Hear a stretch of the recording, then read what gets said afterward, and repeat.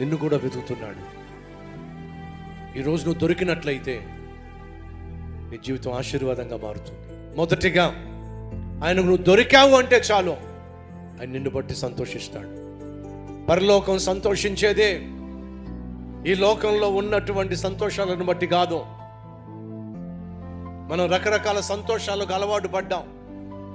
మంచి బట్టలు కొనుక్కుంటే సంతోషిస్తాం, మంచి బూట్లు కొనుక్కుంటే సంతోషిస్తాం, మంచి మొబైల్ ఫోన్ కొనుక్కుంటే సంతోషిస్తాం, మంచి కారు కొనుక్కుంటే, ఇల్లు కొనుక్కుంటే సంతోషిస్తాం, నువ్వు అనుకున్నది సాధిస్తే సంతోషిస్తాం.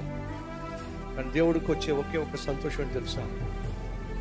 నువ్వు దొరికితే చాలు, దేవుడు బహు సంతోషపడిపోతాడు. ఎందుకంటే ఆయన నీ కోసం నువ్వు పుట్టినప్పటి నుంచే వెతుకుతూ ఉన్నాడు. వాడిని దొరకాలని ఆశపడుతున్నాడు. ఈరోజైనా యేసయ్య చేతిలో పడతావా?